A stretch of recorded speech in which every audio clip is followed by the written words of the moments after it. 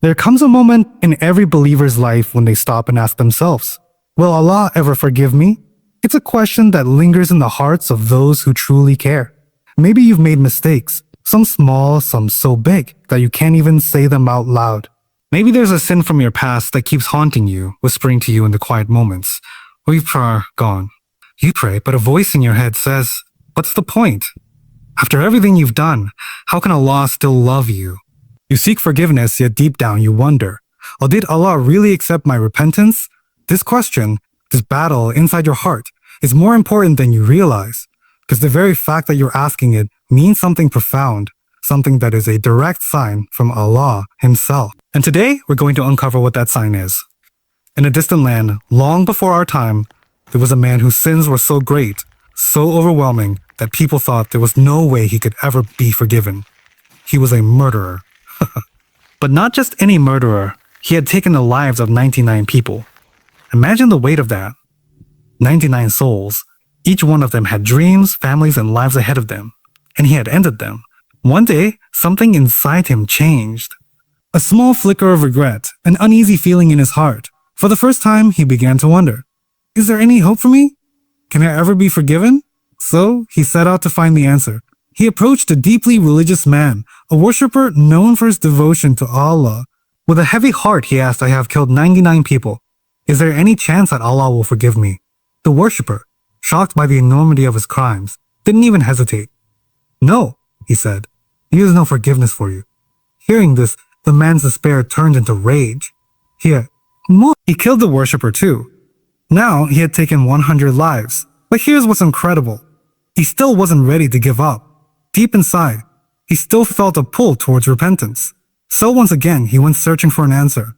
This time, he found a wise scholar. Someone who truly understood the mercy of Allah. He asked the same question. I have killed 100 people. Can I ever be forgiven? And instead of rejecting him, the scholar responded with words that changed everything. Who can stand between you and the mercy of Allah?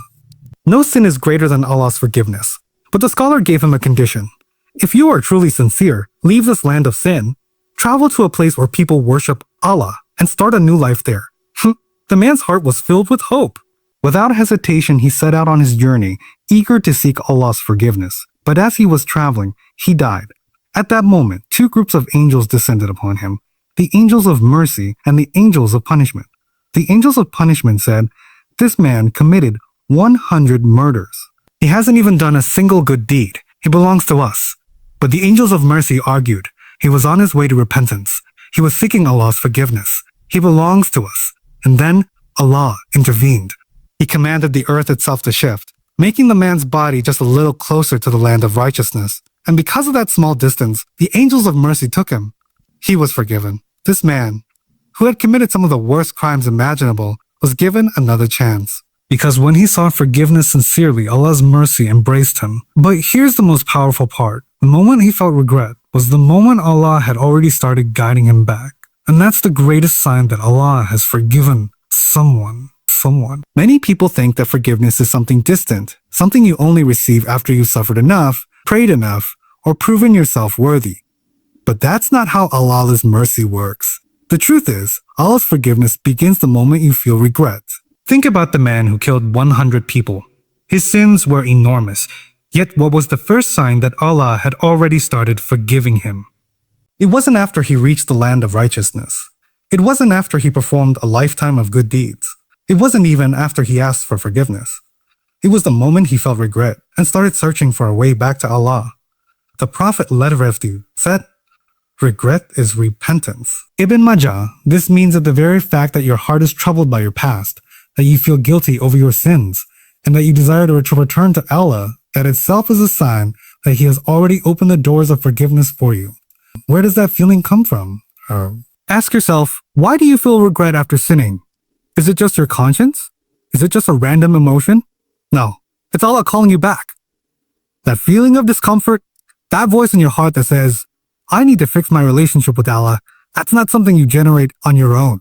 That is a direct sign that Allah still wants you, still loves you, and still offers you His mercy. If Allah had rejected you, He would have left you lost in your sins, unconcerned and unaware. The fact that you feel something, the fact that you care, means Allah is already guiding you back. Allah's promise. No sin is too big. One of the greatest traps of shaitan is making you believe that your sins are too big for Allah's mercy. But what does Allah himself say in the Quran? Say, O my servants who have transgressed against themselves, do not despair of the mercy of Allah. Indeed, Allah forgives all sins. Indeed, it is He who is the most forgiving, the most merciful. Surah Az-Zumar 39:53. Did you notice something? Allah doesn't say He forgives some sins. He doesn't say He forgives only small mistakes. He says He forgives all sins. The only condition, that you turn back to Him with sincerity. A simple question for you, so if you're asking yourself, has Allah forgiven me? Then ask yourself this instead. Do you feel regret? Do you want to return to Him? Because if the answer is yes, then this is your sign. Allah is already calling you back. He has already opened the doors of mercy for you, and He is waiting for you to step through. If you truly understood how vast and limitless Allah's mercy is, you would never doubt His forgiveness again. Allah's mercy is beyond human imagination. It is so great that no sin, no matter how enormous, can ever outweigh it. Allah's mercy is greater than your sins. Imagine standing in front of the ocean. You take a small drop of water in your hand and compare it to the vastness of the sea. That single drop is like your sins, and the endless ocean is like Allah's mercy, completely overwhelming, infinite, and never-ending. The Prophet Muhammad therefore gave us an even more powerful example. Allah's mercy prevails over His wrath. Bukhari and Muslim. This means that no matter how much you've sinned, Allah's mercy is always greater. His mercy overpowers His anger. He's not waiting to punish you. He is waiting for you to turn back to Him so He can forgive you. How Allah shows His mercy, there are countless ways. Allah's mercy is shown in our lives, even when we don't realize it. Here are just a few. He gives you time to repent. Allah could have punished us the moment we sinned, but He doesn't. Instead, He gives us time, opportunities, and reminders to turn back.